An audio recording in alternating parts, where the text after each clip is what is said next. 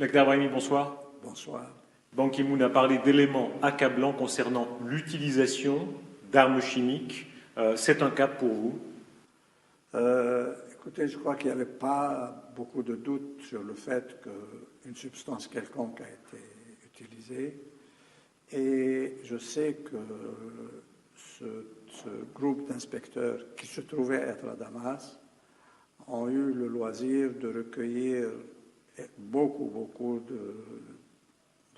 d'objets, de la terre, des vêtements, qu'ils ont interrogé du sang, qu'ils ont interrogé énormément de monde. Et il n'y a pas de doute que leur témoignage ne peut pas être mis en doute.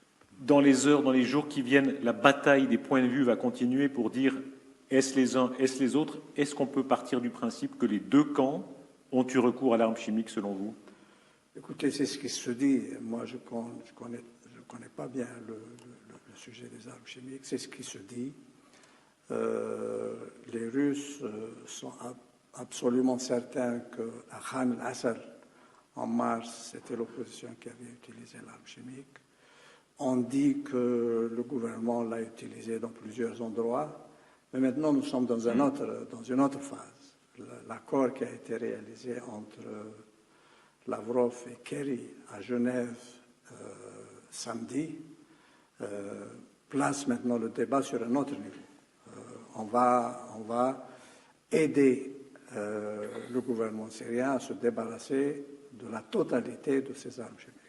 Est-ce que c'est réaliste? Beaucoup disent que ce sera très long, très compliqué. Qu'est-ce que vous leur répondez? Je n'ai pas la moindre idée. C'est très technique. Je sais.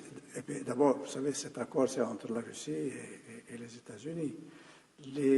Ce qui nous revient, c'est que le gouvernement syrien dit qu'ils savent ce qu'ils ont accepté et qu'ils vont appliquer qu'ils acceptent tout ce qui a été réalisé dans cet accord et qu'ils vont coopérer pleinement. Est-ce qu'on peut dire qu'au moins, ça fera que l'usage des armes chimiques cessera pendant des mois, peut-être définitivement? C'est ça le but au moins? Je crois qu'on peut le dire, parce que je suppose que très vite, il va y avoir, je ne sais pas qui, des inspecteurs, ou la Russie et les États-Unis qui vont un peu prendre en charge toute cette question-là, et que les Nations Unies, il va y avoir une discussion très sérieuse directement avec le secrétaire général Ban Ki-moon et probablement au Conseil de sécurité aussi, pour voir un petit peu de quelle manière l'Organisation des Nations Unies va contribuer à l'exécution de cet accord. Lakhdar Brahimi, vous étiez au cœur des discussions avec Kerry et Lavrov. Est-ce que pas sur cette question-là des chimiques, mais sur l'avenir de la Syrie, est-ce que la menace de sanctions militaires, pour vous, c'est un instrument qui doit être dans la résolution?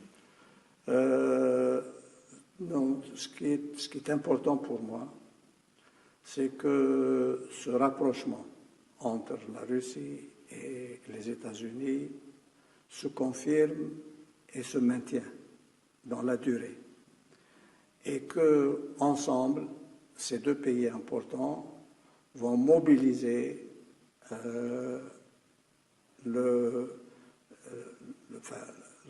d'autres pays importants afin que nous allions enfin vers une solution politique du problème. C'est ça qui est important.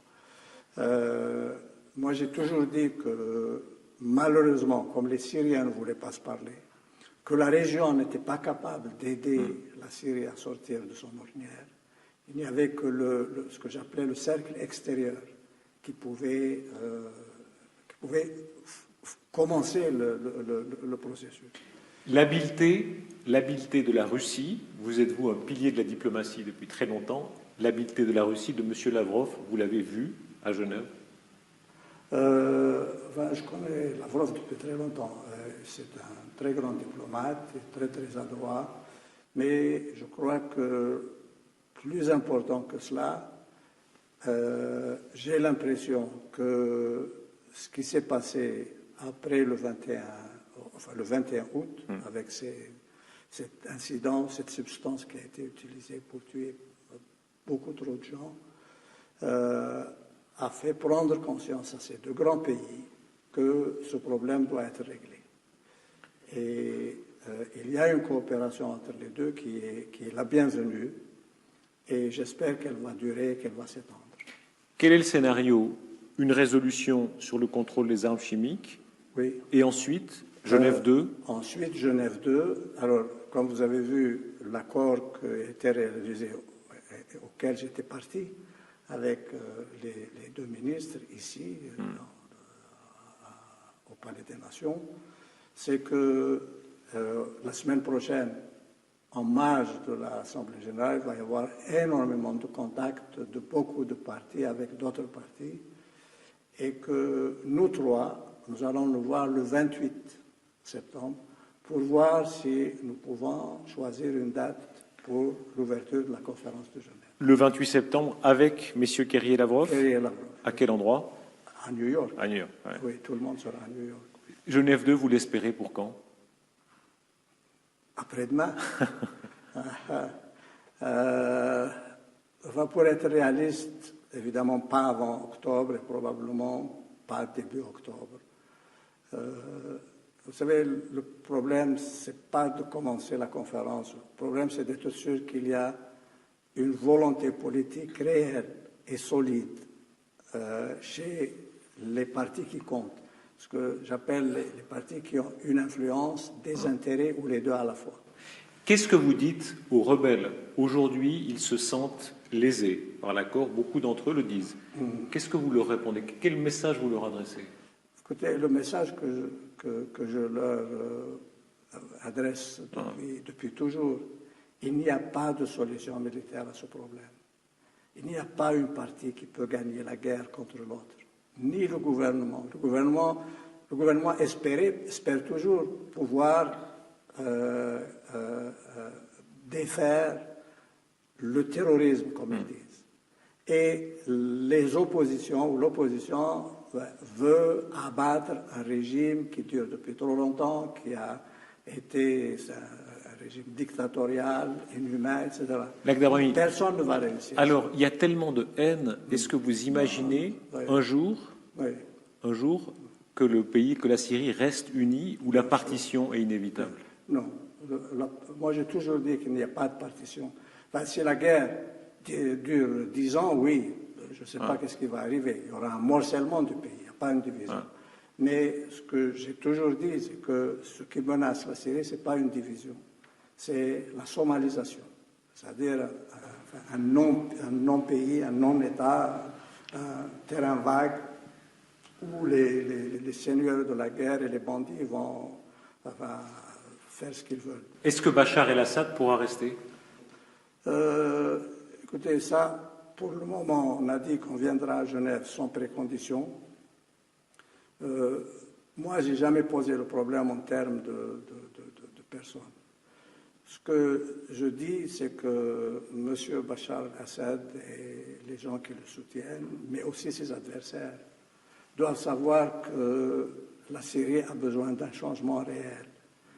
Et Genève dit que l'accord doit intervenir par consentement mutuel.